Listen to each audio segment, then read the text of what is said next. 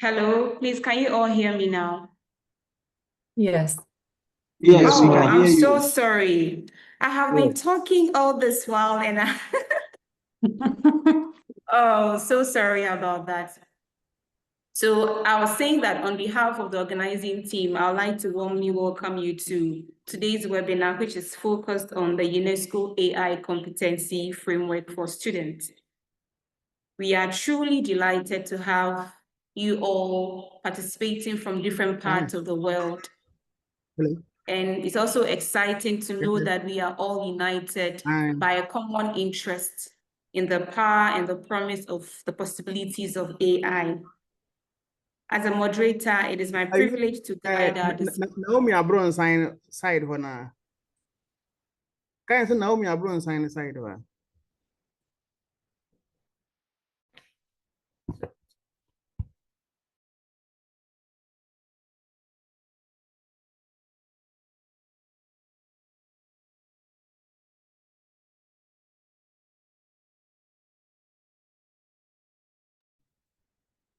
Hello, Dorcas, kindly unmute your mic and proceed. Oh, I kept getting muted. Dorcas, go ahead. You are on now. Okay. So I was saying that it is really exciting to see all of you participating from different parts of the world. And I am Dorcas Eyura Madomina, and I'll be your moderator for today. But before we move on to the main speaker addressing us, there are a few housekeeping rules that we would want you to take note of. And so I would call on Engineer Dr. Said to give us the housekeeping rules.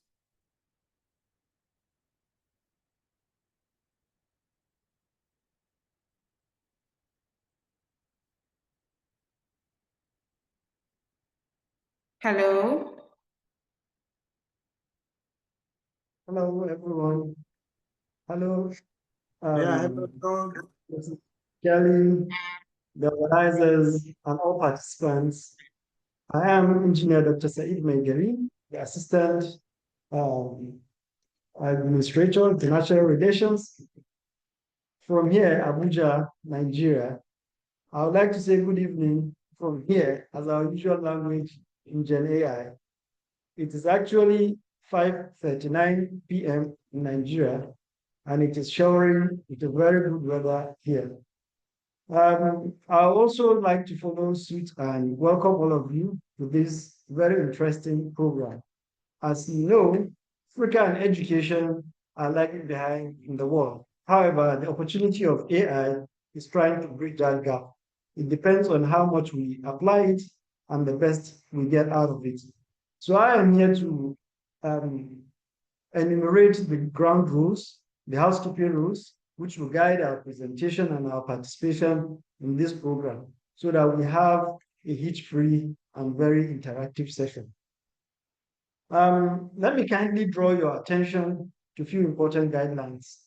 One, because we're going to issue certificates of participation after this program for those who stay through, during the duration of this program, kindly ensure your Zoom or online name, reflects your real name as it will appear on the certificate. Secondly, you have to be eligible for the certificate of participation. You have to spend the entire duration of the presentation and contribute where needed.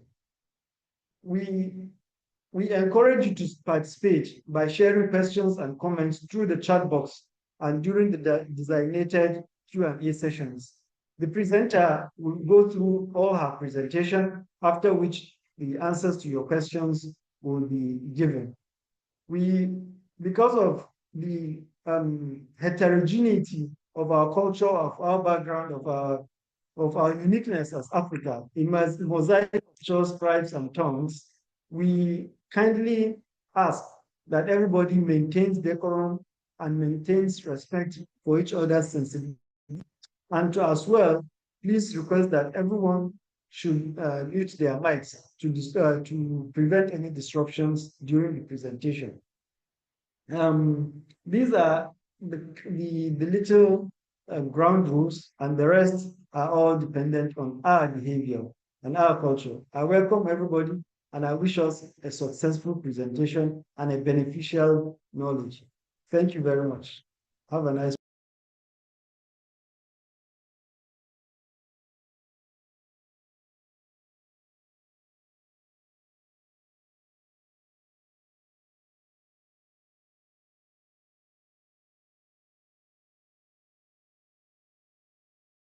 All right. Thank you so much, Dr. Engineer Said. Dorcas, Kelly, nice having you here. For your information, Matthew is currently in a conference and he'll be joining in a jiffy. So if you don't see him around, that's the excuse. All right, Dr.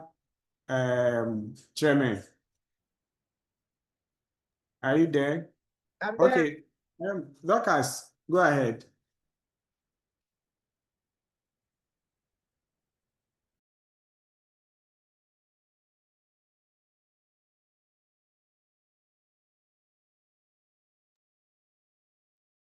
All right. Thank you so much, Mr. Said, for giving us those ground rules to follow for the webinar. We are privileged to have a distinguished speaker among us who will bring with her a very deep expertise and unique perspectives on the use of AI.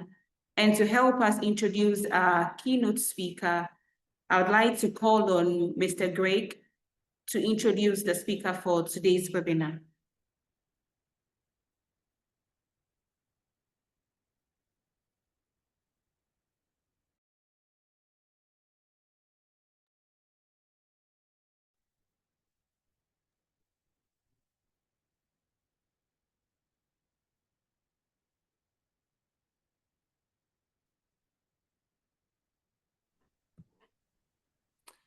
Hi, can everyone hear me? Yeah, we can hear you, Craig.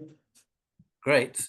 So good afternoon from, it's 6:30 in the evening in Cape Town, and I'm very fortunate to be asked to introduce one of the most dynamic, thoughtful, enthusiastic, and committed educationalists that I have had the privilege to know as a colleague and also as a friend.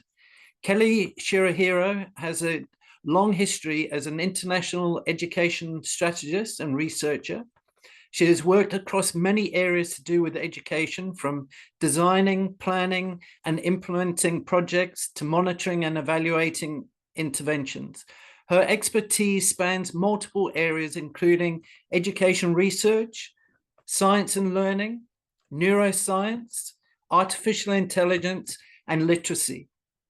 Kelly holds 2 master's degrees in international educational development from the University of Pennsylvania, USA, and applied linguistics from Rhodes University, my home country, South Africa. Currently, Kelly is the director of Global Science and Learning Education Network, which is an international network of more than 850 scientists and research. Prior to this, Kelly was the executive manager of the Research and Development Division at Jet Education Services. She has made notable contributions to the field of education, including leading transformative projects such as the Bridges to the Future initiative, which was a literacy through technology program in 4 African languages, which won the UNESCO Confucius Prize for Literacy. She's also been involved in the PSEC Cloud, which was an ambitious initiative to create an interoperable data ecosystem in South Africa, and which is relevant to the meeting today, and the development of an AI student competency framework for UNESCO. Kelly's work focuses on key areas such as literacy, connecting education to the world of work, and the use of AI and technology in education. This all makes her uniquely positioned to discuss how AI can be thoughtfully integrated into educational systems to improve learning outcomes, particularly in under-resourced communities. With over 400 citations of her research work, Kelly brings to this webinar both theoretical depth and practical experience about the future of AI in education. I'm sure you're all going to be thoroughly and entranced by Kelly's presentation, as I will be. Kelly, hello and welcome. Thank you.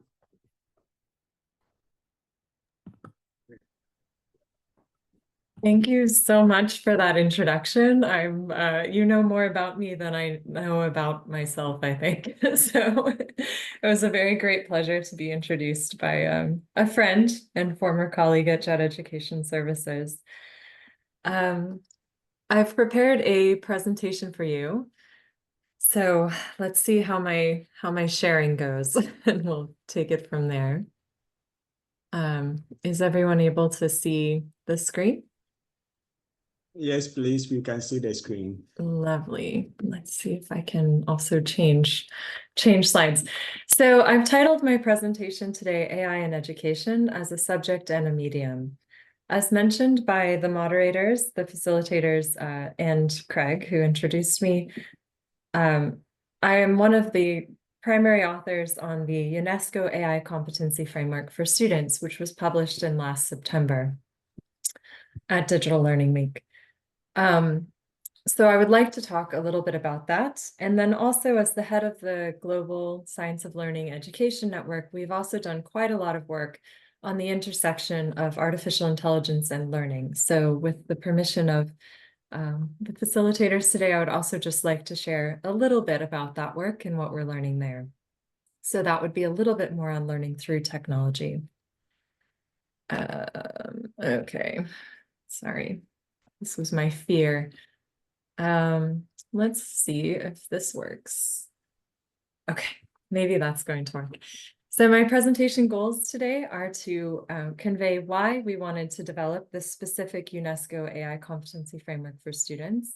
And then I will give you quite a lot of detail about how we designed it, what the underpinnings are, some of the pedagogical implications, and I'll go through what I think is the heart of the framework itself, just to give you a little bit of context in case you don't want to read the 80-page framework yourself. And then we'll talk a little bit about what's happened since the launch of the framework in 2024. And then I would like to, as I said, share a little bit about the intersection of AI and cognition and reflections from the Global Science of Learning Education Network on the potential of AI tools for education purposes. So why did we want to do this? Why a competency framework for school students? The underpinning rationale for developing this was that almost all students are using already or exposed to artificial intelligence. Whether you are an AI developer or a coder or a student or just an everyday citizen, you are interacting with artificial intelligence in more and more complex ways. Whether you are using it on social media and it's offering recommended advertisements to you, or you might be subject to disinformation that's produced by and is distributed by artificial intelligence and networks. Or you may simply be using in South Africa, the healthcare discovery card, for example, now has artificial intelligence kind of being built on the data sets that it's collected from purchasing and things like that. So everyone will, at some point, you apply for a job and maybe AI sorts the resumes. You apply for a university and AI will do the preliminary decision-making. These are all things in realistic situations that even people who never study or know anything about artificial intelligence will be impacted by, right? Loan decisions, things like that. At the same time, very few countries have developed AI curricula for school students. This is, sorry, there's a hand up and I'm not sure if I should stop now or carry on. Kelly, your slide is not moving. Oh no, I will try. Let me try a different sharing mechanism. I'm going to try to share a PDF. I came prepared for this. Okay, let's try this one then. Are you going to work for me?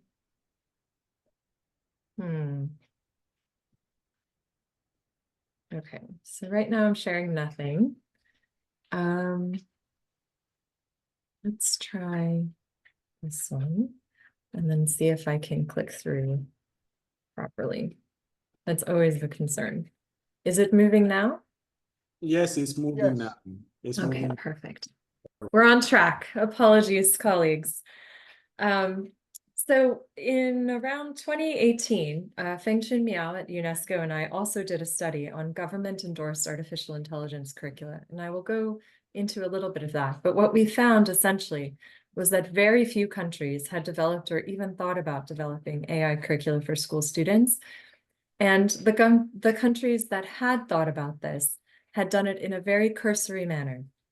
So they integrated AI as a short subject or sprint into computer science curriculum or mathematics curriculum, and very, very few were really thinking about it as a subject or thinking about it in more than just the technical skills terminologies in terms of how do we get kids to program AI or use AI tools. So thinking deeper and beyond that, we didn't see much.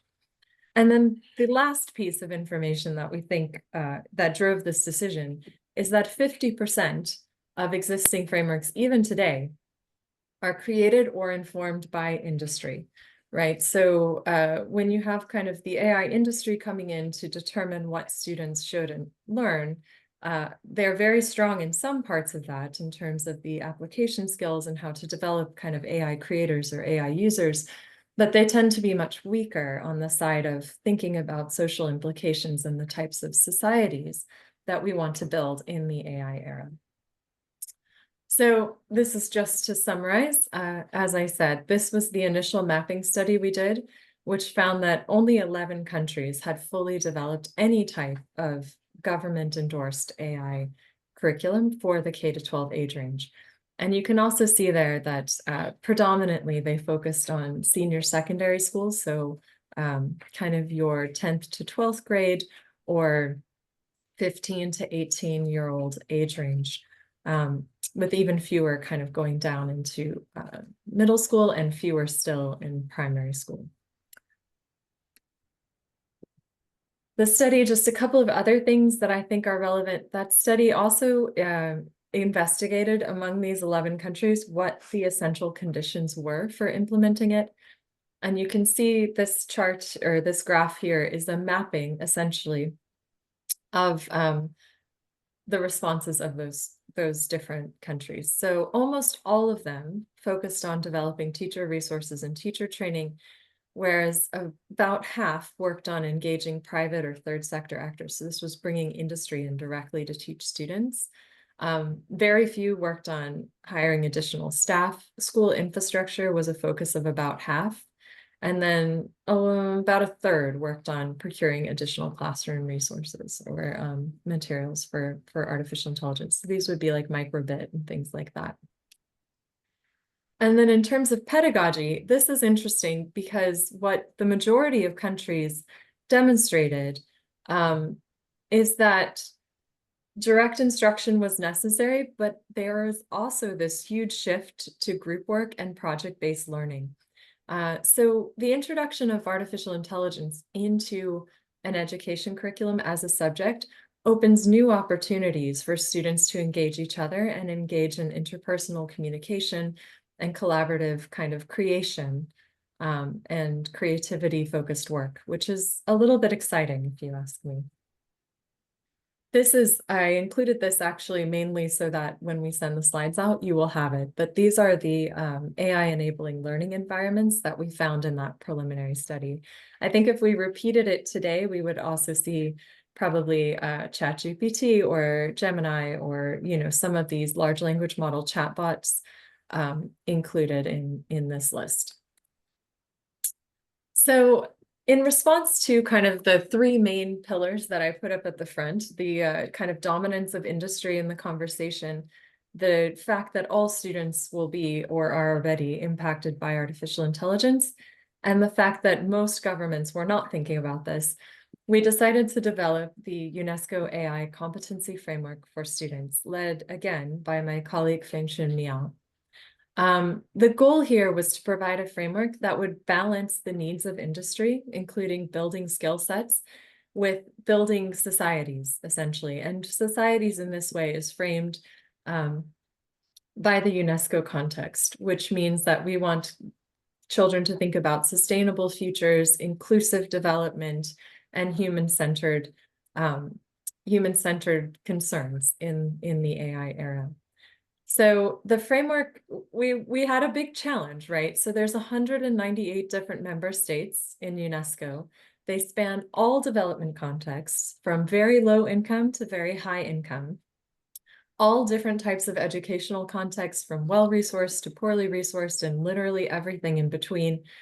And so we had to think about what we could do that would be, first off, useful across this complete spectrum of different contexts, and secondly, what's feasible within current K-12 education systems. And so that was one difficulty. And the third thing that we really worked very hard to think about was how we could future-proof this framework. So make it not relevant just to 2024 when it was released, but be relevant at least 10 years into the future. And so these are things that we really thought very hard about, together with a group of experts that were gathered from across the globe to help us think about this. So I think the goals of the framework are summarized here on the right-hand side in that white box, which was created by Feng Chun. The idea is that we want critical AI citizens, so people who engage with AI, thinking about its positive and negative implications, and not just AI addicts who use it because it's convenient. We want responsible users of AI, not people who will distribute deepfakes and influence political conversations and things like that. And we want co-creators of AI tools rather than just passive consumers and prompters. And we want to develop the leaders of the next generation of AI, not just people who use artificial intelligence or are at the mercy of large tech companies that do. So thinking about how to put together a framework that would be useful in the context that we've talked about, we built on a number of education frameworks. The first is constructivism, which you may know. He's a South African American. Seymour Papert is the one who first proposed this. And the idea is that students will, this is kind of an augmentation of the constructionism is Seymour Papert's building on constructivism, right? So constructivism, there's many different branches and ideas around it. But the fundamental thing is that of constructivism is that interpersonal and interactions with the environment are how people learn. Constructionism, or Seymour Papert's addition to that, is that children should be engaged in personally meaningful projects, right? And he investigated this across the realm of mathematics and physics and computer science. And there's a whole body of work that's been done on that. So we built on those two foundations. And the third thing that we would promote is moving from this idea of computational thinking to computational action. So computational thinking is quite common. It's looking at deconstruction, pattern recognition, abstraction, whereas computational action asks kids to define, understand, and then co-design, co-create, test, and refine. So it's more a design thinking cycle built on that idea of computational thinking. We're also quite keen on competency-based education. There's not all systems worldwide, but many are moving towards this approach of competency-based education, which seeks to build on knowledge, skills, and attributes and values in context. So we talk about the head, the hands, and the heart. So what do you know? What can you do? And how do you feel, or what are your value systems that you apply to that action? And then the last thing that we incorporated quite strongly is experiential learning. So experience, observation, abstraction, and experimentation, right? I think people who have worked in the education sector will be familiar with most or all of these different theories. The other frameworks that we really looked at were Bloom's taxonomy, which I have a forthcoming publication actually working on Bloom's taxonomy. I don't think that it's valid, to be quite honest. And I think that the hierarchy that's implied here, remember, understand, apply, analyze, evaluate, create, is incorrect. And we brought that thinking into the framework, to be quite honest, because the thing is, when you start introducing artificial intelligence, or even just any type of computer-based simulations and things like that, what you very quickly find is that this hierarchy doesn't work. And even Bloom himself criticized it as a hierarchy. So all of these activities, creating things, evaluating things, analyzing things, applying things, have value, and they can be used to launch cognitive processes and thinking and learning. But the order is not necessarily as structured as this, right? Because you can, for example, very simply apply something using artificial intelligence, generate an essay with zero understanding or memory. And I'll demonstrate that later. So we need to think about this a little bit differently. And what I tend to advocate for is kind of turning Bloom sideways, right? So instead of thinking of these as the levels of learning, let's think of these as activities that launch learning, and then levels can be built and scaffolded on top of that. The second framework we really liked was use, modify, and create. And this is Irene Lee's work from way back in 2011. And it's very specific to the computer science realm, right? So first you can use a technology, you don't have any ownership, you don't really understand it. And then as children continue through their process, they can start to modify that. So they can modify the code, they can modify the parameters, they can play with block-based programming, do different things. And that would be like modifications of an original product, but not quite original yet. And then finally, they would move into this creative cycle where they would actually be the owners of the technology. And that is the cycle of kind of putting it together, testing, analyzing the results, and refining. So that's where ownership approves and kind of occurs. And one of the things we're quite passionate about in this curriculum is trying to make learners who feel like they are creators of technology and creators of artificial intelligence, not just users. So that's why we eventually we came to this understand, apply, and create kind of levels for the framework. And they are reminiscent of the Bloom's taxonomy, because we needed something a little familiar to teachers, but we simplified it a little bit in this way to also help think about the fact that things like evaluate, analyze, should be foundational to all levels, right? You can't really understand anything without some sort of analytical or evaluative capacity, right? And you don't want to apply things without reflection, or create things without really considering the implications of what you're creating. So that's kind of, I've given the whole speech already, but this is what we came up with, is the Beyond Bloom taxonomy. So you do have this foundation of understanding. We're trying to build conceptual knowledge, procedural knowledge, working on things like debate and reflection, though, already at that understand level, looking at the analysis of case studies, doing independent research and reflecting. So integrating, again, some application skills and some evaluative skills into that understand layer. And then at the apply layer, we're looking for external influence, right? You write something, investigate, co-design, review, practice, evaluate. So that's kind of where we differentiated the understand and apply level. And then at the create stage, we're really looking for building, leveraging, engaging, kind of having a broader societal influence. The framework is cut into 4 pieces, right? So the top part, the part that's in orange here, is the ethics and human-centered piece. And then the blue part on the bottom is where we focused on concrete skills and applications, right? So at the top, the human-centered mindset sits at the center of this framework. And that's where the UNESCO framework is, frankly, unique. The idea behind the human-centered mindset is, how do we create a world with AI that centers human needs and equity and inclusion? So you can see some of the competencies there. Understand AI is human-led. It needs to be human-controlled. Facilitate human agency and accountability. Understand how the decisions of AI creators do affect human societies and human rights. reflect on these impacts, promote responsible and inclusive AI designs, develop your own citizenship in the AI era, and use it to promote your own sense of self and self-actualization.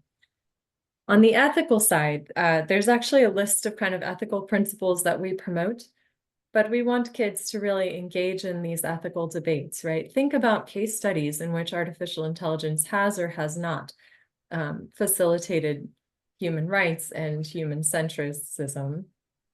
There's a lot of examples of this, right? So there's the GPS accidentally drove a man off a cliff, and like who's responsible for that sort of thing. You can look at the historical cases of different hiring practices that have ended up being exclusionary. There's cases of discrimination that remain throughout. You can even look at the positionality of ChatGPT and large language models and very quickly see that it's exclusionary to the minority majority, right? So the over 70% of the world who doesn't identify as weird, you know, white and kind of industrial nation kind of thinking. So, and male also. So that's the idea on the ethical side is we have this concept of ethics by design. So if you're designing artificial intelligence systems, you need to really think about these issues. And we promote it at multiple layers. So the first is at the individual layer. What are the impacts on you as a person to use or create AI? What are the impacts on your interpersonal relationships, society as a whole, and the environment? Those are the 4 things we really want K-12 students to think about. And then on the technical side, the techniques and applications piece goes through that use, modify, create kind of cycle, really. So it's framed as understand, apply, create, but it is at the understand level. Kids are using technologies, exploring. At the apply level, they're understanding a little bit deeper how the algorithms work and what they can kind of tinker with. And then at the create level, we want them to really move into modifying that so that they have ownership of what they're trying to create and do. And the final piece, this AI system design, is very heavily focused on using AI to solve problems in your community. So back to that Papert work on constructionism. What's personally meaningful to you? What are problems that you experience in your everyday life? Evaluating whether AI is a potential solution, and then building the architectures and executing the project, at least to prototype stage, in terms of how AI could be applied to better your situation. So that's all of that. I feel like I should pause and take questions here, if that's okay. I've been talking for a while. That's okay, Kelly. Thank you so much. And we're so grateful. We are enjoying the session. I have one question from Abubakar Abba Omar. And he says, as UNESCO, what plans are in place to leverage artificial intelligence in education, health, agriculture, and business, whilst ensuring ethical standards, inclusivity, and sustainability? So I can't really speak for UNESCO, and I would also just say that UNESCO is not an implementer of these things. So UNESCO's role is to promote beneficial policies, procedures, and guidelines in those spaces. And so you will see there is quite a bit on all of these sectors that have been mentioned. So there's the AI ethical guidelines for education. There's the consensus, the Beijing Consensus on Artificial Intelligence in Education. There's also, there's a signatory document. I think it is the recommendations on the ethics of AI that's been signed on to by all 198 countries that talks about how artificial intelligence can be used across multiple sectors. And there's also guidance in the health and science space. So there's quite a lot like that, but it is ultimately going to be up to policymakers at the national and state and local levels to think about how those frameworks can be applied or should be applied to protect human interests in your individual context. Thank you, Kelly. There's another question for you, if you don't mind, I read. I don't mind. Would you kindly throw more light on constructivism and constructionism as foundations of the framework? Sure. So yeah, I'm happy to do that. So I think if you look at this slide, I'm happy I'm on this slide already. Particularly here in the AI system design, as I mentioned, this is really where you will see that constructionism piece come in. So Paper's main philosophy, and there were many, and you can kind of look through his recordings and writing for yourself if you really want to get into the detail of it. But his main argument was that children will engage, and this has to do with also motivation and interest. Children will engage in learning more effectively if they are doing projects and creating things that have personal meaning for them, right? And so part of that is agency. They could decide what they're creating. They can think about what their needs are. And then part of that also is effectiveness, right? So being able to actually make a difference and not just be acted on by the world, but also act on the world, right? So these are, we know also from kind of our studies of mind, brain, and education that these are really important factors in motivating children to perform their best. And so when we designed this AI system design piece in particular, and to be honest, this is the most difficult one to do with the current teaching workforce and kind of structured systems of education. It will take the most thought. But the idea behind the AI system design piece is that you can have students investigate problems in their community, decide on issues that are important to them, and build responses using artificial intelligence architecture in response to those needs. And kids all over the world are doing this really effectively. I've had the privilege of judging 2 different competitions this year that are really focused on this specific piece. And you find kids doing really amazing work. Like there was a team of children from Brazil who designed, using AI sensors, they designed seismic activity sensors for landslides in their community because that was an issue that they were facing. There was a girl from Japan who essentially used image recognition and other types of artificial intelligence to build out a recipe recommender system. Basically, like you take a photo of everything in your fridge and it'll be like, oh, all your leftovers could make this dish, and you can put that together. So she was concerned about food waste. You know, these kids really come up with some very genius ideas. Another kid built using pose recognition, they built a like essentially a therapy app for their grandmother who was doing rehabilitation to help her do her rehabilitation more effectively. And there was a sight impaired person from Ireland, a 15-year-old girl, who submitted an app that would help her manage traffic, you know, navigate traffic. And that one's actually, as far as I know, the last I heard, she's going to market with it. Like it's going to be a commercially available product in the near future. So these are just some examples of like, you know, obviously at the high level, like these were global competitions, but even if you take that down to a very small local level and kids want to know like what's the best path home from school to avoid, you know, different traffic congestion or whatever it might be, you know, those are the types of projects that you might encourage kids to think about. Interesting. Kelly, there's another one. To what extent does the framework cater for the illiterate in our society, especially in Africa? Sorry, can you repeat the question? All right.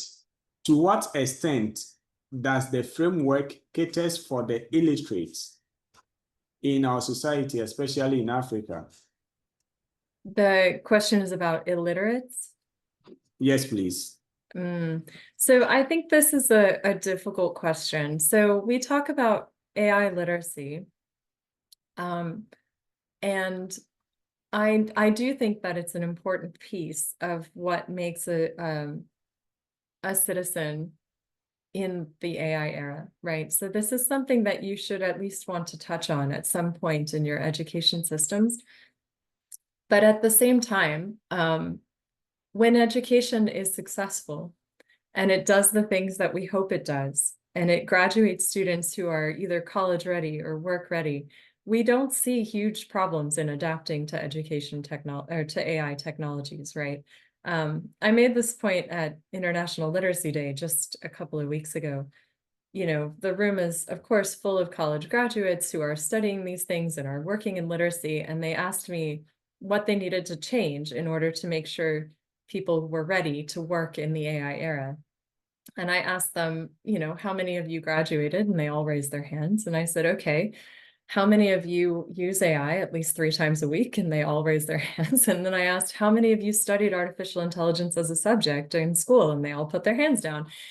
And, you know, what this shows is that if you do focus in on those foundational literacies and you ensure that foundational literacy is met, that your critical thinking skills, your collaboration, your cooperation, and your problem solving are in place in your education system, you will create the type of flexible graduates that can adapt and adopt these types of new technologies.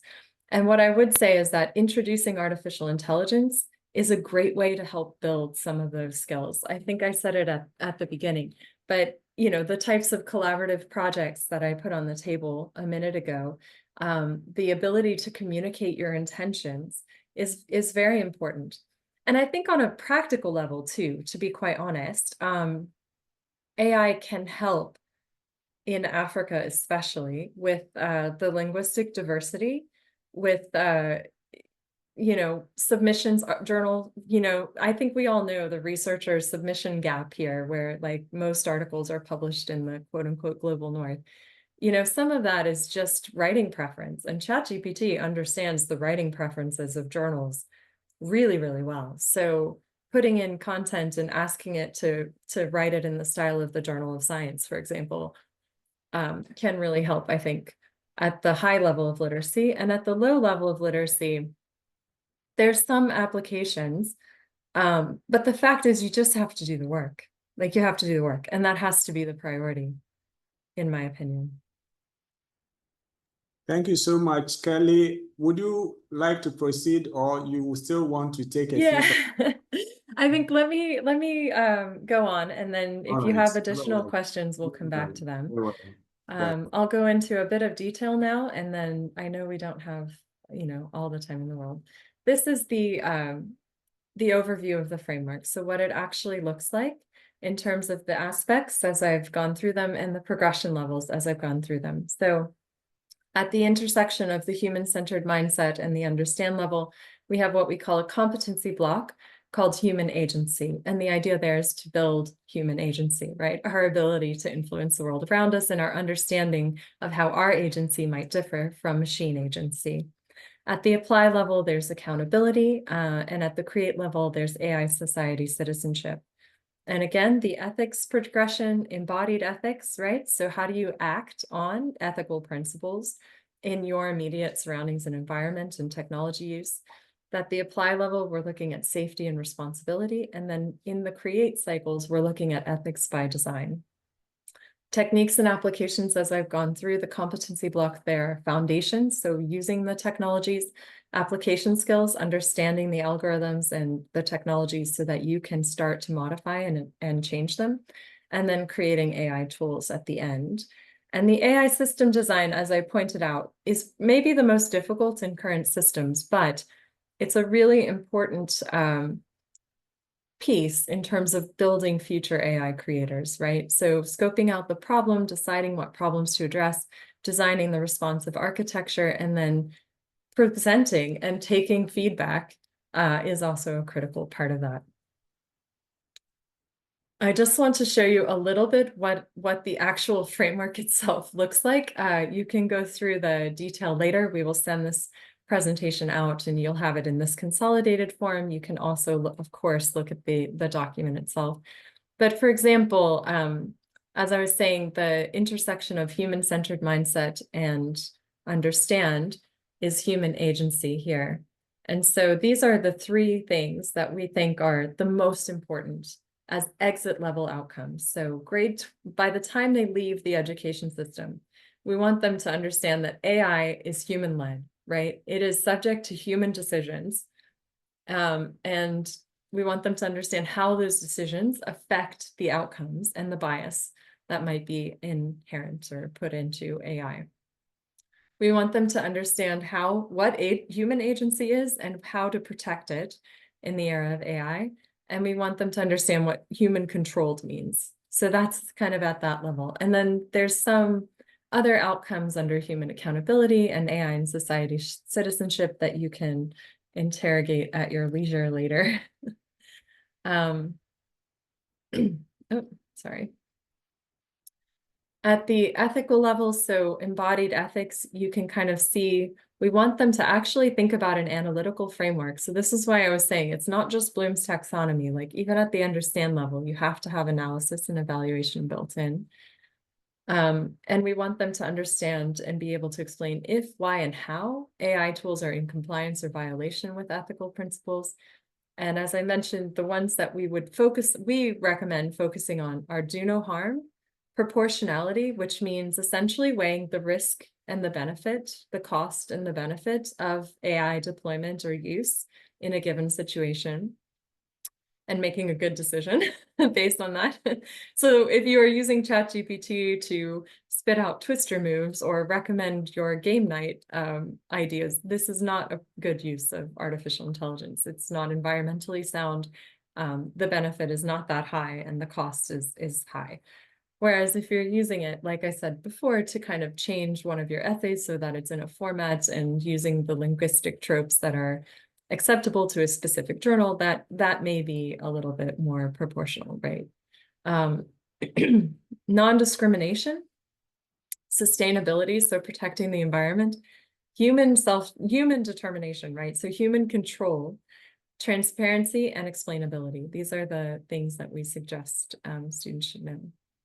And then on the safe and responsible use, we want them to understand the role of data in artificial intelligence, where that data comes from, how they can protect their own data, what their personal security and privacy risks are in terms of artificial intelligence and data collection, and clicking yes to all of those, collect my data, like these things.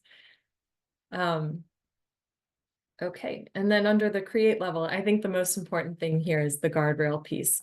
We really want them to be able to understand what types of guardrails need to be in place for different types of AI to prevent as much harm as possible. Okay. My goodness. The techniques and applications, I think I've explained this in a pretty detailed way. But what we didn't do was explicitly say in the foundations level, they should do this artificial intelligence and that artificial intelligence and this tool and that tool.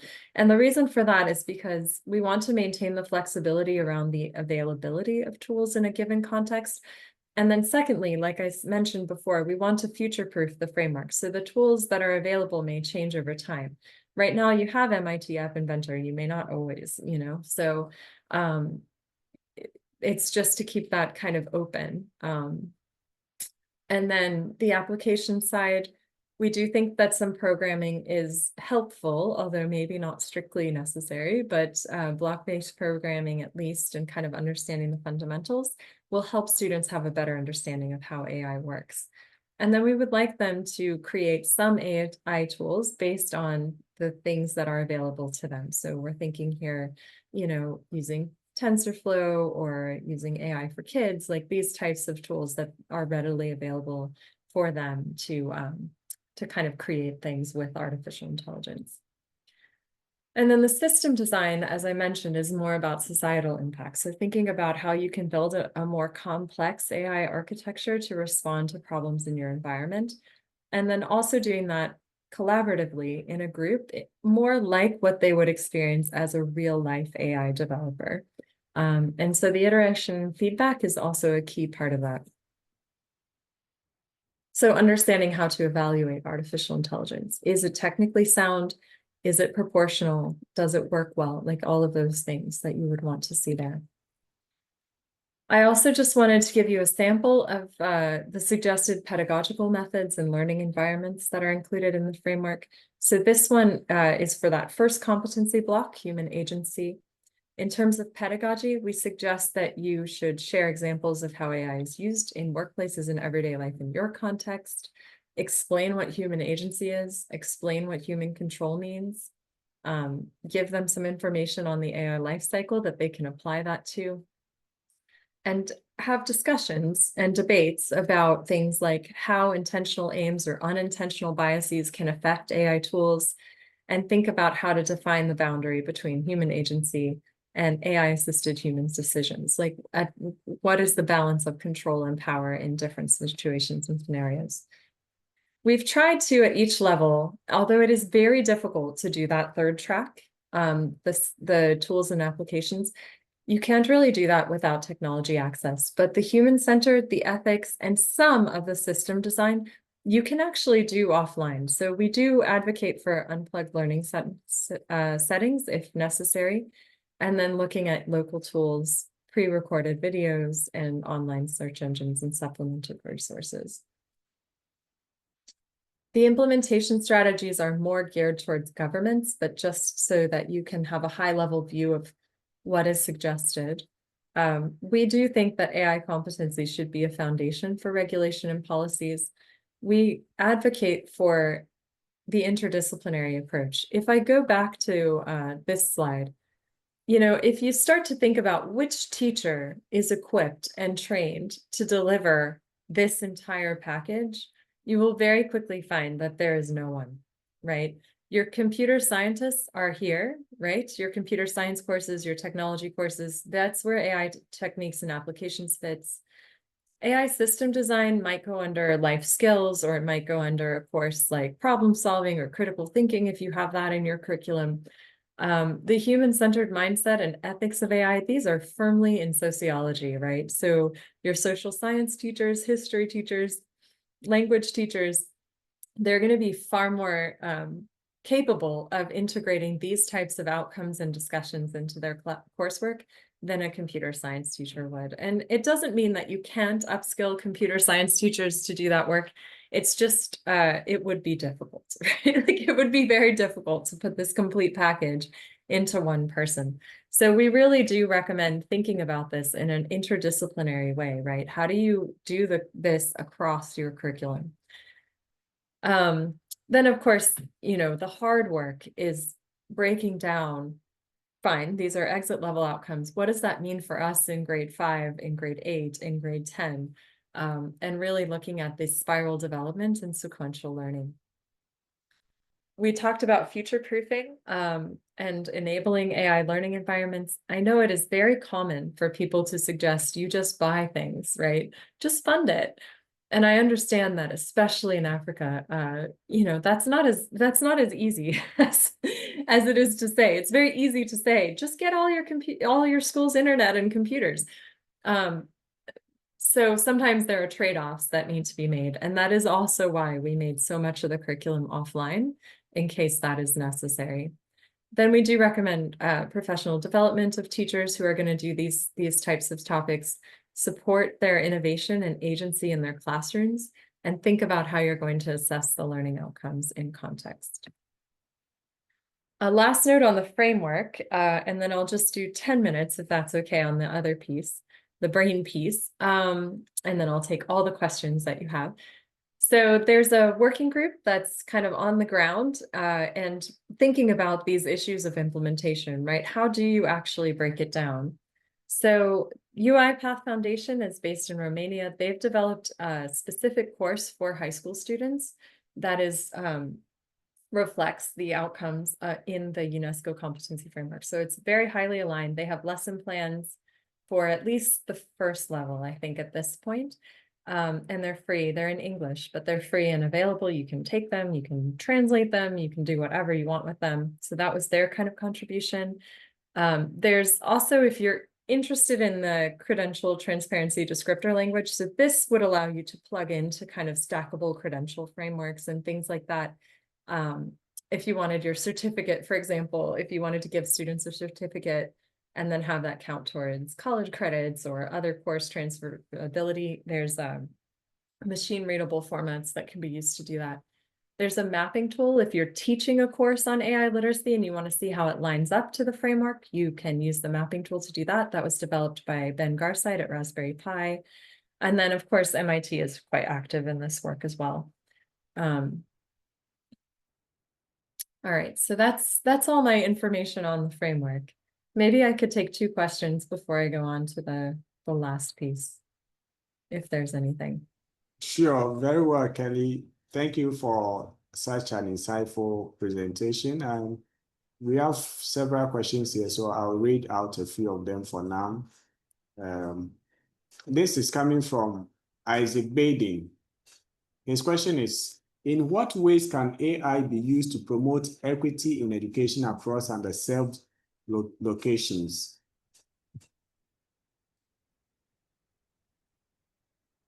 Yeah, this is an interesting question. I think it depends on what AI, to be quite honest. And I also think, you know, as much as we want to talk about AI and AI literacy, not all of the solutions are going to be artificial intelligence. And the reality is that if you're building AI on a data set that is not equitable, your product will not be equitable, right? This is when we talk about things humans can do that machines can't, this is one of them. Like humans can break with their past. Humans can say, we've been doing this wrong. We've been discriminating. Let's not do that anymore. And let's think about this. AI can't do that. AI, if the data is biased, AI is going to be biased. And so you have to remember that.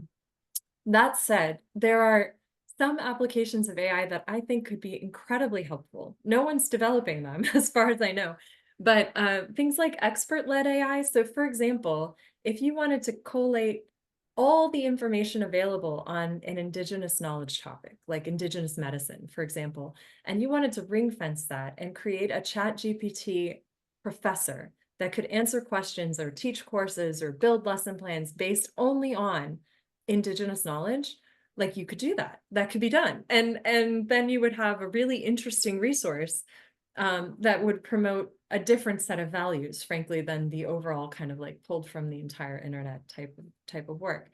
The other thing that I would say AI is incredibly helpful for is any type of translation. It's not perfect, but it's getting better. So translation from different languages into different languages, if you're dealing with multilingualism and you need to help a learner and you can give them an artificial intelligence driven tool that translates for them, you know, that's brilliant. That's a brilliant scaffolding technique that would help so many people in so many different contexts. And also, of course, for situations like visually impaired learners who might need help with managing that and like producing writing and things like that. These are great access tools that are what I consider to be fairly low risk in terms of bias. But things like predicting policing and things like that, you know, our historic biases are so severe that I actually think you're better off not using AI. You're better off designing something that's rule-based that tries to break with our traditions of inequity. Thank you very much, Kelly. And to add a bit to what Kelly just said, one of the core mandates of generative artificial intelligence in education in Africa is to prepare and probably create AI tools and models that are trained on local database that can be used so that there won't be any bias on the part of we those in Africa. And we are trying as much as possible to see how we can integrate our culture as Africans into most of the models that we are coming out with. Already we have some that are being used by students and educators, and we'll make some of these available on the platform, especially those of you who are on the platform who could have access to it, and probably we can deliberate further on this. Thank you so much. And the next question is coming from Emmanuel Duncan. And Kelly, Emmanuel wants to find out what were the teacher considerations in the formulation of the framework? So teacher considerations in terms of how teachers were considered. Sure. There's a second framework that you should invite Mutlu to talk about, which is the teacher framework. And that one's focused on teachers using AI in different contexts and different classrooms. So I would recommend that you really speak to him about that piece. But for this framework, to be honest, the teacher preparation piece is left up to individual countries because, you know, there's no standard universal mechanisms of teacher development other than initial teacher education. And at this point, actually right now, we're thinking about how we can create a framework for that specific space, that piece of initial teacher education. But yeah. Thank you so In much. short. Really, this is coming from Dr. Benjamin Kwashi. It says, what are the prospects or what prospects are there for UNESCO to ensure the integration of this framework in school curricula across Africa? And are there prospects for organizations to partner with UNESCO to ensure this is manifested? Yes, the short answer is yes. So Fengchun is in the process of building up a working group. As I mentioned, there's this working group that's already active that can offer support in various ways, and there's things that are available. I would just advise you, if you're interested in that particular space, to reach out to me, and I can help you. All right, thank you very much. Kelly, I think you can proceed with Okay, with my second part. So this is this part, I wanted to bring in a little bit of the science of learning perspective into these considerations. And so this part is titled AI and the Future of Learning. And I just want to share a little bit about what we know so far and what it means for human potential. And this is really geared towards people who are deciding about AI tools to use in education settings and who are designing artificial intelligence, frankly, for education. So some quotes from our network, from GSOL network members. Could our reliance on external memory aids, coupled with an environment of continuous digital distraction, be quietly eroding the very cognitive abilities we seek to enhance? It's a big question, but essentially what she's asking, this is Barbara Oakley, what she's asking in this is, are we doing all the wrong things, right? Like, are we actually eroding human abilities by introducing kind of digital distraction and artificial intelligence? Melina and Camphor, one of her teacher training sessions starts out with saying, when you write an essay, you learn. When you ask ChatGPT to write an essay, it learns. And that's an oversimplification, of course, but it does drive home the point to students that if you're using ChatGPT to generate your products and your essays, you're not actually getting much cognitive benefit, and we'll demonstrate that a bit longer or further down. Then the third one is the speed of innovation often leaves little time for reflection on the implications and consequences of new technologies. And this is also part of that industry-driven conversation, right? And I think there's a lot of good, there's a lot of innovation that can come out of that type of work, but there's also a lot of disincentive for quality, quite frankly. If you think about the pharmaceutical industry, there's a whole series of government checks about whether something is effective before it can go to market. We don't have anything like that in AI for education. So we're really running quite a heavy risk at the moment in terms of what we're developing and how. And that's not to say that everybody is doing it wrong, but there's a lot that are. You know, there was a recent study in one state in the United States, and among all the technology that was deployed in that state, the majority couldn't say whether they were effective tools.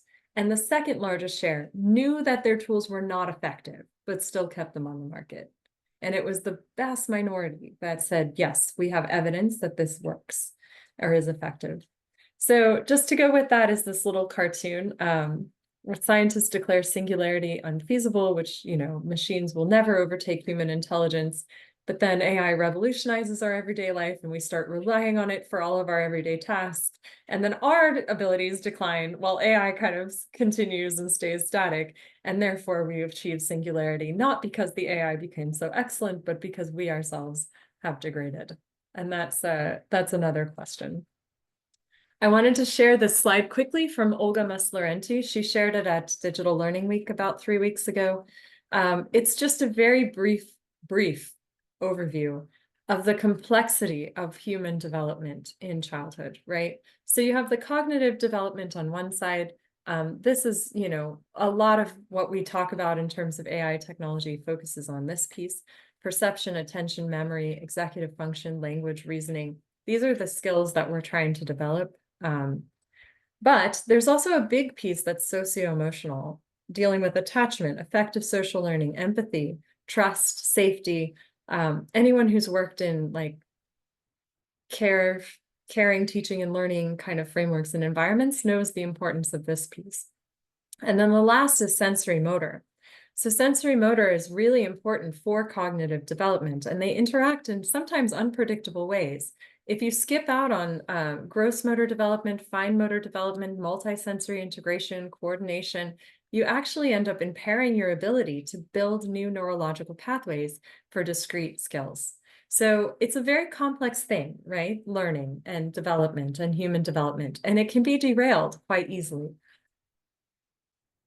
My own background, as you will have heard from Craig's wonderful introduction, is in applied linguistics. So just bringing that to bear to give you an example. This is an example of the same, this is one child, right? No reading, pre-reading, as they are learning to read, and then once they have become a fluent reader, right? And so this is a map of their brain activity and what's actually going on neurologically as they go through this. So at no reading, there's very little, there's nothing happening.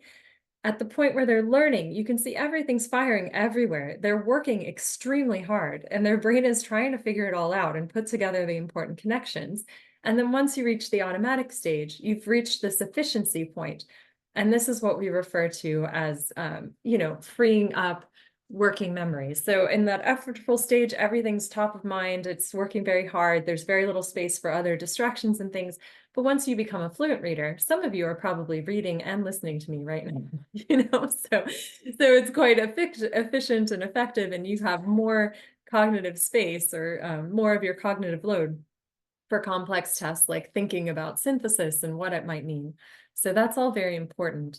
This is I'm not going to go into detail on this slide, but it's essentially, if you look at that effortful reading piece, and the automatized reading piece, like this is what it actually looks like in terms of the parts of the brain that are being engaged and what they do. It's an oversimplification to say like this part of the brain does this, but in general, you see these types of pathways work. So you're using your visual input, your occipital lobe, where your brain is taking in the imagery, it's looking at the letters, and then that is going near your temporal lobe here. In your temporal lobe near your ear, and it's kind of thinking, okay, so that's letter B, what does that link to? And then you're using your auditory processing to link that to the sound B. And then in the front, essentially the Broca's area is where we have language generation. So this is kind of the way that this looks, and it's busy, as you can see. So what we're finding, and it should be no shock to any educator, when you aren't exerting effort, right, you aren't gaining much benefit, right? And so this is a recent study from Kosmia et al. From MIT. You may have seen it. If you haven't, it's a 200-page read, but it is really fascinating if you have the time. The study is called Your Brain on ChatGPT, the accumulation of cognitive debt when using an AI assistant for an essay writing task. Basically, they had 54 participants. They had them write 3 essays each. They used an EEG to measure brainwave patterns in 3 conditions. The first condition was brain only. The second was using a search engine. So Google, they all used Google. And then the third is using an LLM.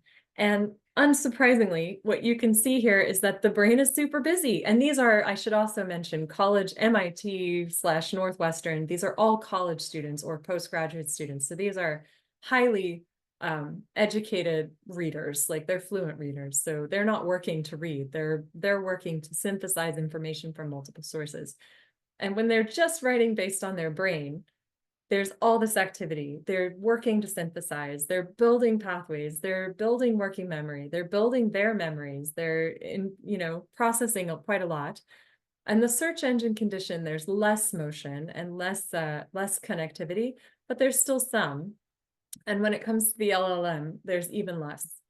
And some other really interesting findings that they shared, yes, the LLM group demonstrated better language mastery, right? The logic, vocabulary, syntax was all better, but 83.3% failed to provide a correct quotation. So they did much worse, actually, than even the brain-only group on retrieving quotations correctly. And the brain-only group had more fun. Like they kind of enjoyed the experience. And then when they kind of voluntarily came into a fourth essay topic and they switched groups, right? So if you were in the LLM group, you were given brain only or search engine condition, and you could choose from your previous 3 essay topics. And only 3 out of 9 participants from the LLM group even recognized that those were their previous topics. And this was all the same day. It wasn't months later.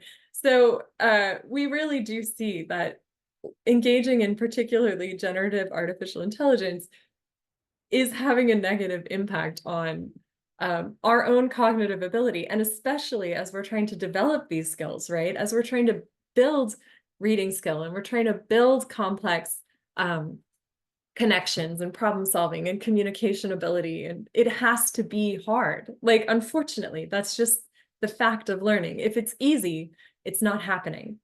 So, yeah, so that's just where we are there. And what we have done in terms of the GSOLAN network is a group of our scientists got together to really think about what are the science of learning principles that we want ed tech developers to think about as they're developing technology. So the message is not like, hey, let's not use technology. But the message is, maybe we're not getting it quite right and we could do better. And here's some ways that the science of learning would say we could do better. So the principles that they came up with are here on the left. Building on prior knowledge, I think, is something technology typically does well, right? You have a curriculum mapping of previous skills, subsequent skills. Where are you on the trajectory? What are you missing? What do we go back to? Technology companies are pretty good at this one. But when we also look at the others, we could think a little harder. So multisensory environments are important for learning. Your memory is sense-linked. So if all of your inputs are coming through the same branding, the same format, the same computer, in the same location, on the same day, and it's every subject, every day, every lesson, every task, this has implications for your long-term memory storage. And the implication is simply that it will be harder. It'll be harder to store and retrieve. And so that needs to be accommodated for. Learning is typically, it is a social activity. So as much as we can build in interactive things, that would be helpful. Motivation is important. Thinking about intrinsic and extrinsic motivation. So if all of your motivators are extrinsic, it's badges, it's grades, it's progression. These things are linked to anxiety and depression in the long term. So you need to really think about how you can move students from those externally motivated pieces to, again, the constructionism type of approach where it's like, this is meaningful. You want to learn it because you want it, learning how you learn is something that definitely artificial intelligence and technology could help learners with more. It could definitely help them here. It's written over here, but so some important things for learning are spaced repetition and retrieval, right? So cramming something doesn't lead to long-term memory. We all know that. If you study it several times over a period of time with increasing intervals between those times, that's when you start to really remember it. But that period, how long between each repetition, is very individual. It's not standardized. So artificial intelligence could map for you, like, okay, your optimal repetition pattern is once an hour for 3 hours, and then every day for 3 days, and then next week, and then a month later, and then you've got it, or whatever it might be. That's really interesting. And the other thing is around attention. Technology tends to view attention as a positive, right? Kids spent an hour staring at the screen and they were active the entire time. But actually what you want to see for real learning is patterns of attention, highly attentive, less attentive, and moving in this sort of way. So how you can think about measuring using artificial intelligence, for example, here, to measure that and say like, oh, you're overstimulated, you might need a break, here's some easier activities. So we could do better in the personalization space. And then,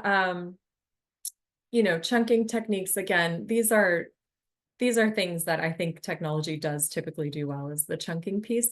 But the problem is if you chunk it and then call it done, That's not what you really need. You need the chunk, and you need the chunk kind of repeated and interspaced and interleaving is also important. So studying one topic and then a related topic and then the same topic again is the most effective ways to build memory that we know. So just one last slide that has the same kind of framework, but with challenges. Skipping essential basics like reading weakens the foundation of learning and complex skill development. So back to our previous conversation, yes, AI can do translation for you. AI could read any text for you. AI can write an essay for you. But if AI does those things for you and you never master basic literacy, you are at a cognitive disadvantage to most of your peers. And the skills that build on that literacy capacity will be impaired, right? And especially in a world where the skills needs are increasing, you don't want to weaken those foundations. Not using screens is a good idea. So AI that's not screen-based it could be the future. Let me just put it that way. The third thing is guardrails. We're starting to see cases where teenagers in particular are using artificial intelligence as a guidance counselor, as a friend, sometimes as a boyfriend or girlfriend, and this is proven to be dangerous. Unfortunately, scientists raised this flag years ago to say AI could convince someone to kill themselves. And it wasn't taken seriously, and now it has happened a couple of times. So we're moving forward, but the guardrails have to be there. We advocate that all interactions with AI are logged and can be reviewed by humans. This is not something tech companies like or want to do, but it's really important that we maintain that human oversight and control. I mentioned the motivation factor already, so I won't repeat it. And then if you can differentiate the learning experience across subjects and topics, it's better. I know it's not better for branding, but it's better for learning. So, thinking about that might be really important. And then we also do support, of course, AI literacy initiatives like the UNESCO framework. So that's it from me. This is my email address. We do have a couple of minutes left. Thank you for allowing me to tack on my cognitive piece. Thank you so much, Kelly. We still have a few questions for you. Happy to have them. Yes, I think we still have some few minutes, a few questions. So within 5 minutes, we should be done with this session. And this is coming from Abubakari Abdul Samed. And he says, since the AI system has come to stay and will be integrated into education, do you think that it would have a negative impact on students, since students will no longer use their brains to work? This is his concern. Any reaction to that? Yes, if AI is used in that way, absolutely, yes, it will. And I think there's a second discussion that needs to be had on what the purpose of education is, right? So what I see emerging internationally is this discourse on one side that has a very instrumental view of education, right? Education is for work. And as long as you can go to work, it doesn't matter. So you might not need all these skills anymore. You can just use AI to do them. But the reality is that shouldn't be how we think about the purpose of education, right? Education is to help students prepare for life and to build their skills and their independence and their abilities to the maximum possible degree. So in my view, we need to be careful with this. I'm not saying we shouldn't use artificial intelligence, but I think we need to be very conscious of a few things. One we've already addressed, which is the cultural aspect, right?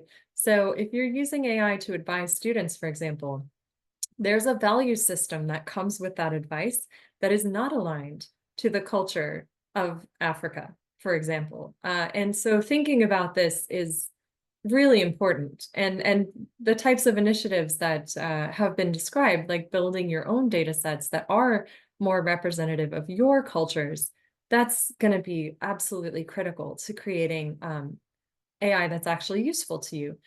But then the second thing is, what are we trying to achieve?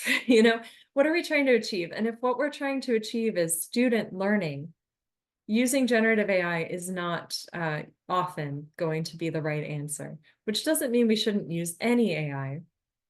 that just like the calculator, learning the fundamentals, mastering the fundamentals, and then using artificial intelligence potentially as one source for advanced synthesis, communication, collaboration, creation. These are things that I think are possible, but need to be carefully thought out. Thank you so much, Kelly. We'll take one more and then probably we end this session. All right. This is coming from Christopher Yafa. He says, what does it mean for students to reinforce their identities as co-creators in AI system design? And how might this shape their approach to AI development? So I'm not sure that that's the order, that they will shift AI into AI development because they identify as an AI creator. We tend to, and maybe this is not right, I mean, this could be different, you could think of it differently, but we tend to think of it as the other way around, right? That if you can help facilitate their use of AI to create meaningful products, they will come to identify as an AI creator and part of an AI creation community.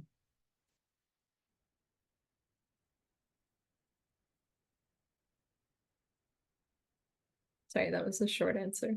All right. That's what I have. Thank you so much. And thank you so much to the participants. We promise to close at exactly 6 p.m. GMT, and we have 3 minutes to our closing. Thank you so much for staying on, and thank you for complying with the rules that were set and established from the beginning of this session. We are so grateful, and we'll continue to engage on the platform.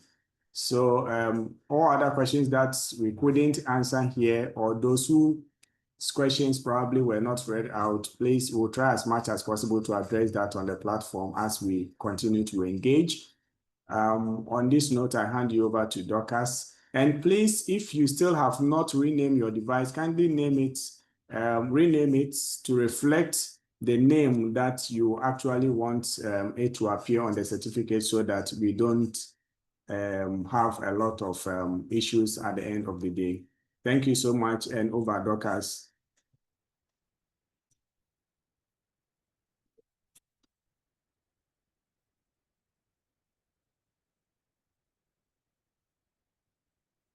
While we are waiting for her to come in, let me also just say thank you so much for your attention and for having me today. It's a great privilege. Thank you so much. Right.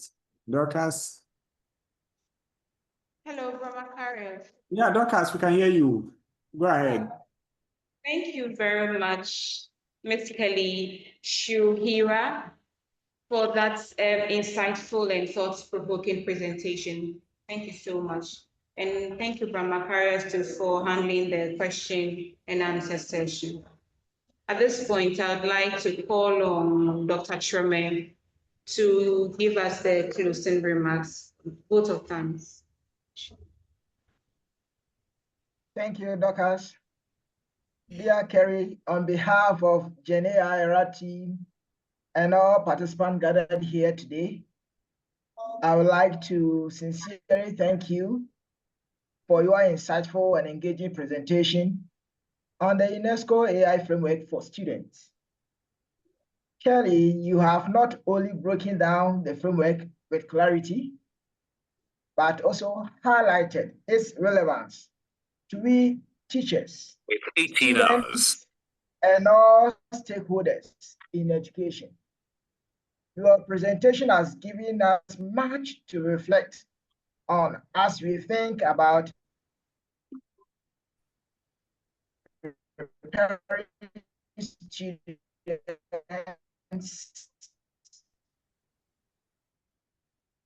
for the future in an AI-driven world.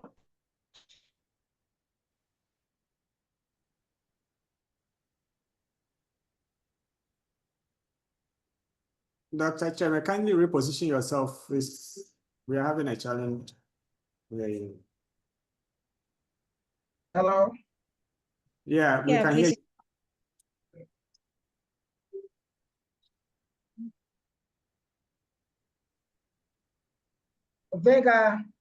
I think I'm done with the.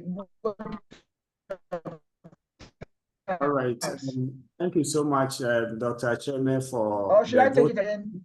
Can you hear me? I think it's all right. Can you come through? Yes. Yeah, Sorry. come through. Dr. Thank you. Chairman. Hello? Okay. Yes, you're on, please. Hello? All right. Whilst we wait for Can you hear Kelly to me? fix, Kelly, All right. for your information, So, Matthew has a question for you, Kelly. Matthew, let's hear from you, Matthew.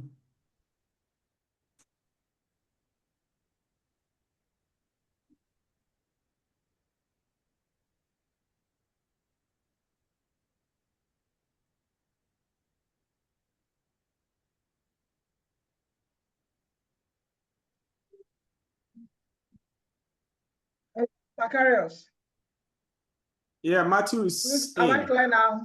Am I clear now? Yes, go ahead. Matthew, go ahead, Right. please. Oh, yeah, hello. Yeah. Hello. Yeah, Matthew, we can hear you. Go ahead. Okay, thank you very much, Macarius, and thank you very much, Kelly, for the presentation. Sorry that I missed the major part of it, but then I tried to join at the latter part, and then it was so inciting. The question that I have, I posted it as part of the Q&A, and it's now time. So, do I still have time to ask this question? Yeah, Matthew, last one. Just go ahead and we can wrap Okay. up.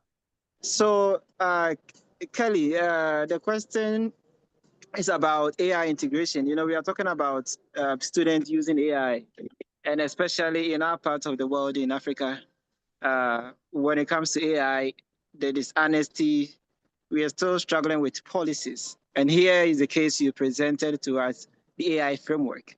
So if you look at if you're talking about AI literacy, maybe designing course work, and then maybe course activities. What do you think we should incorporate? Do you have an imaginary course in mind that you think if we want to design anything about AI literacy to sharpen students how to use AI, that we should incorporate? So I would, I mean, obviously I advocate for programs that respond to the framework, even in higher education. The thing is, in higher education, students have become more specialized. So, you know, you will find greater or lesser relevance in those subjects.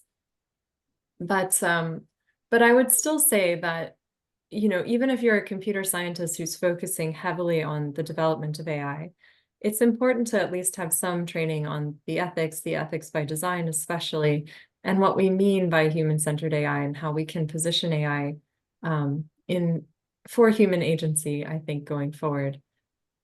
There's a lot of conflicts, you know, that come up at higher education, and frankly, even within education, you know, if we look at the use of artificial intelligence for education, for example, I think before we even start trying to apply it for things like lesson planning, grading, standards, we have to think about what hasn't gone well in the past in terms of that. And I think part of this is there's an over-standardization of the education system.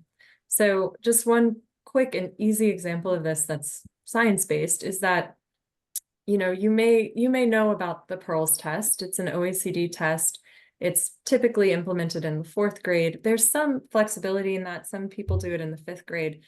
But the reason why they chose the 4th grade is because that's when there's a sensitive period for learning and literacy in particular that typically closes around that point in time.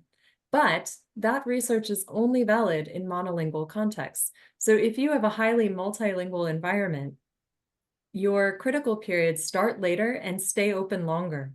So, you know, I worry that if we're just using AI to replicate the systems that we have, and we aren't really questioning fundamentally why the education systems that we're implementing in Africa are not as effective as we hope, I think some of it is just structural, right? It's because we're building on frameworks and knowledge that's not generated in Africa. So I think going back to the beginning is what I really advocate for, you know, thinking about the needs of Africans and how Africans learn and how African children in different environments are coming, what they're coming with, right? It's not that they haven't learned anything up to the point that they enter school.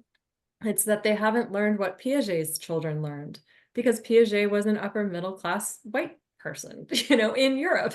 So, and America, and, you know, Dewey and Vygotsky, like all of our heroes in education, that's true for. So this is another seminar. This is another seminar, but I would just urge some really reflective thinking and innovation. The possibility is there, but it's in your hands, frankly. Thank you, dear Kerry. On behalf of Gen AI Era team and all the participants gathered here today, I would like to sincerely thank you for your insightful and engaging presentation on the UNESCO AI framework for students. Kelly, you have not only broken down the framework with clarity, but also highlighted the relevance to teachers and students and all stakeholders in education. Your presentation has given us much to reflect on as we think about preparing future learners in an AI-driven world. We are truly grateful for the time, effort, and expertise you shared with us today. Thank you once again for your valuable contribution. And dear participants, thank you for making time for today's session. We expect you to join us in our next episode. And I think Macarius may throw a little information on that. Macarius, do you have any information on that with regards to our future plans? Yeah, for now, we'll engage on the platform, and then whatever information we have, we'll share it over there. I think we far exhausted our time, and we don't want to keep our audience here for a longer period of time. Okay, thank you very much. So Dorcas, take over and close us. All right. Thank you very much to everyone who shared questions, comments, and reflections. And a special thanks once again to our guest speaker. Today's discussion has been very productive and insightful. As we bring this session to a close, let us all reflect on how we can responsibly apply AI in our various fields of endeavor, and also stay connected for future conversations and collaborations. Thank you once again for being with us today. Wishing you all a wonderful day, evening, and afternoon ahead. Have a good night, my fellow Ghanaians and Nigerians, and good morning to South Africans and any other African country here. It's bye for now. Bye, Dorcas, and bye, everyone. Thank you so much, everyone. Bye. Bye.